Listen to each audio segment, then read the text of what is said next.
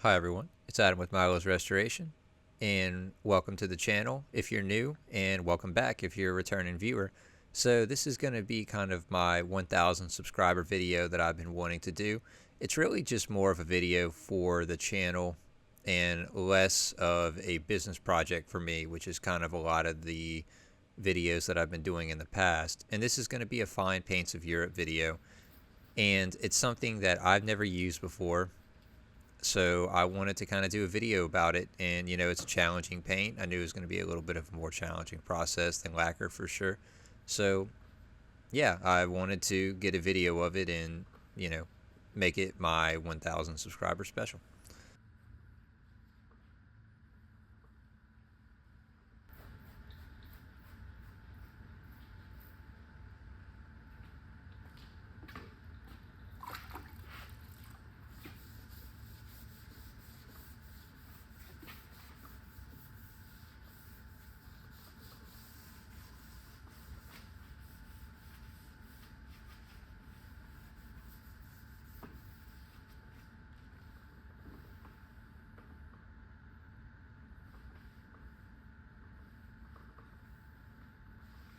So I started by cleaning this piece.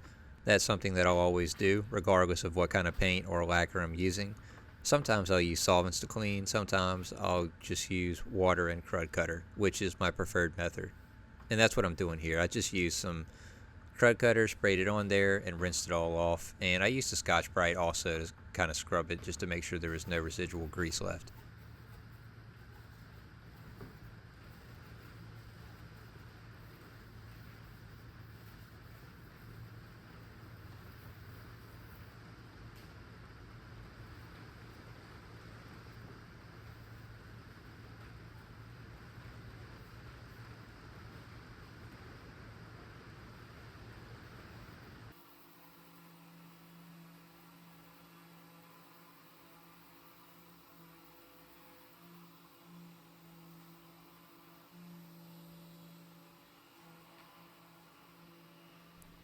So I did read the data sheets, and that's definitely something you need to do whenever you're working with a new product. And I advise you to make your own decisions after reading them, though. And that's, not trying to get anybody in any trouble or anything like that, but you definitely need to use just common sense. And what I could say is that they do recommend to use their primer. And for sanding, it's pretty much a standard kind of run of the mill process, 220 sanded very finely. Obviously, with a higher gloss paint, there's going to be more sanding involved if you want it to look a lot better. But I really didn't find it to be that different from sanding lacquer, for lacquer, I should say.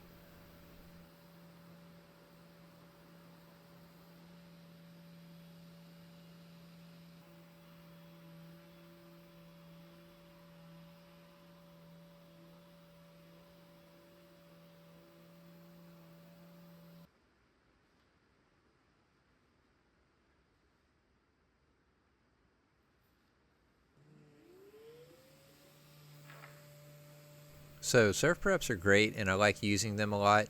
But just something to consider is that it's not really like you're using an orbital sander on a flat surface. Even for the curved areas, you're not going to be able to remove all of the finish inside those little nooks and crannies like you might think, even with the surf prep. It just doesn't work that way. So I just really try to get as much as I can within reason, and then I moved on to cleaning it off with a little bit of acetone and mineral spirits, and I just want to make sure that I get all of the leftover sanding dust out of the cracks and everything that the vacuum system did not pick up. So you can see there's more finish on the areas where I was not able to get as well, but that's okay. With an oil-based primer, it really is still a good adhesion product, and you have those benefits of being able to use oil-based primers with this paint, which is one thing that's nice. So, like I said, I read the data sheet, and what it said is that you can use a this product over an oil-based finish. Obviously, they'd probably prefer you to use their primer, and this is not recommended. I would not say to use cover stain, and I kind of regretted using cover stain, honestly. But my plan was to use a cover stain just to get a little bit of buildup, and then I was going to spray a coat of their universal primer on there and then go from there. The cover stain is just not really my favorite primer. It's really runny whenever you thin it. I don't like it. It's a pretty low quality primer. It's made for walls and stuff like that, but it's an oil based primer and it gets the job done. So, what more can you really ask for?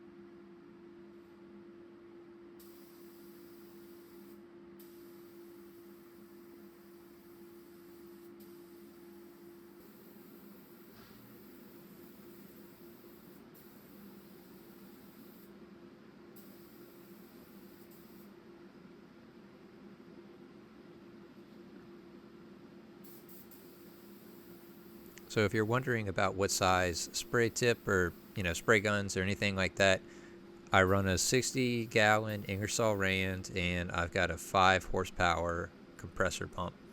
So it produces about 19 CFM at 90 psi, and I also use a moisture separator. It's nothing fancy.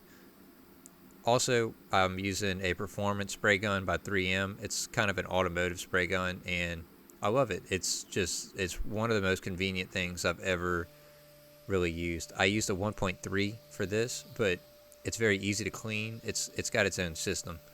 Maybe I'll make a video about that one day. But yeah, then after that it sat for probably a day. I think I had to come in at night to do these videos, so this probably sat for a day, and then I sanded everything down and I did another coat.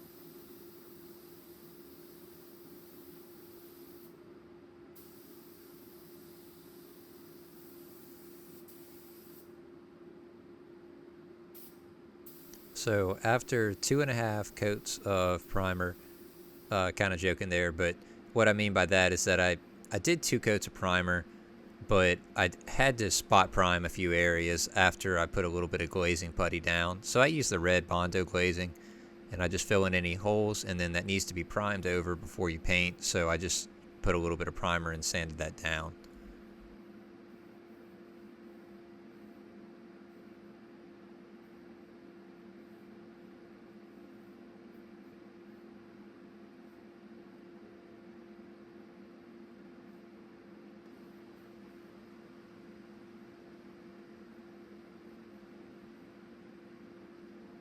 So I'm mixing up the paint here, and the color is Beau Green.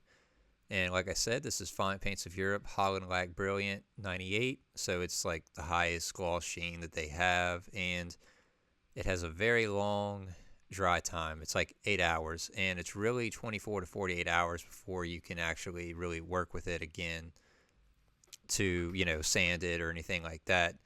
So I sprayed everything with water, and before I did this, I actually vacuumed like the whole shop, not just the spray booth, the whole shop. I made sure, I vacuumed the walls and everything, and I still got a little bit of dust in it, and it was enough to kind of frustrate me, honestly. But I feel like I did my due diligence in trying to get it and trying to clean this area. Obviously, you see a lot of paint on the walls there and on the plastic, but that is all dry. So most of the dust has been, vacuumed off. And I had a little bit of a learning curve getting started with this paint.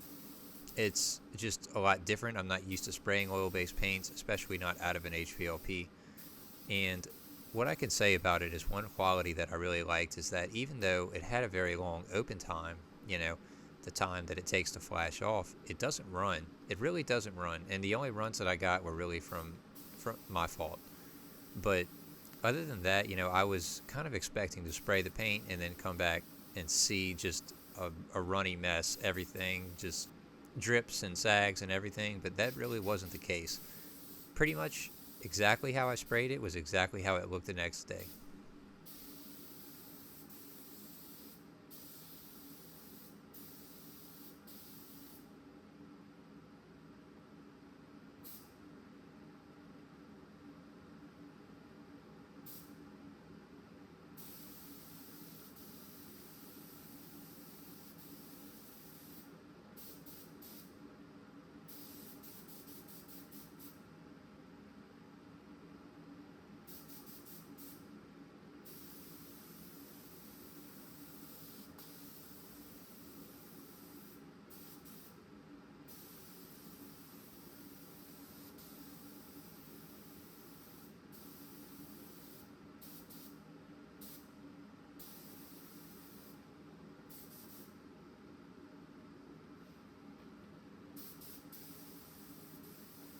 One thing that I do love about this paint that is definitely not a quality of lacquer is that just the way that it looks whenever you spray it is exactly how it dries. It's kind of amazing to me. And also the fact that if, let's say that you miss a spot or something like that, whereas lacquer would have flashed off in that time period, you have the opportunity to come back and spray it again with this paint because it has such a long open time. So that's just something that with lacquer, you're pretty much rushing to spray the whole area and make sure you have good coverage because within a few seconds, the lacquer will have already flashed off. And that's definitely kind of an issue that you have to learn how to deal with lacquer, but it wasn't with this paint, it's just kind of nice to be able to do that.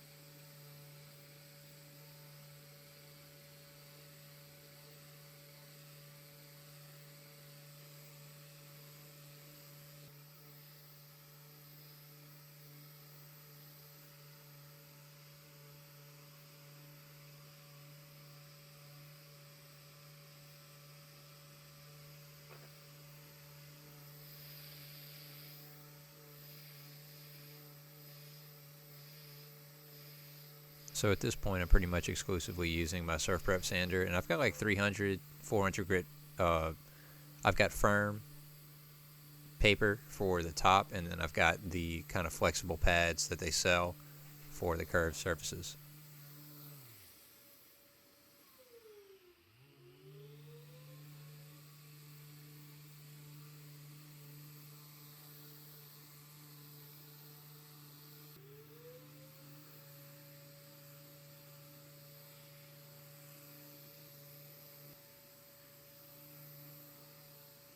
So I read somewhere that someone used acetone wipes to clean off after sanding, and that definitely seems like a good idea to me.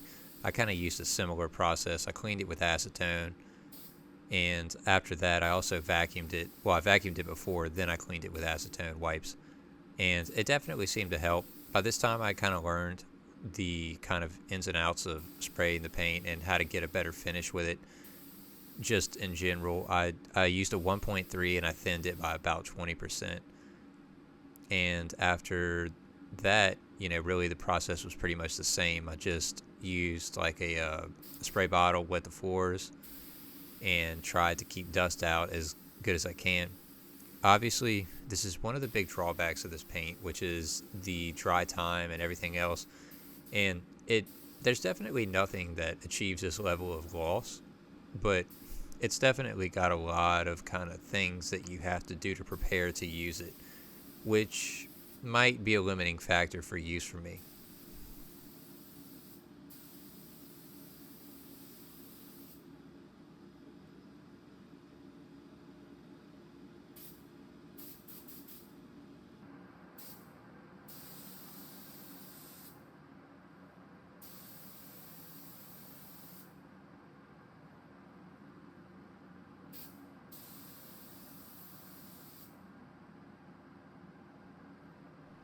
So overall, I think I would definitely use this product again. It's just going to be something that I would have to kind of adapt the shop to do.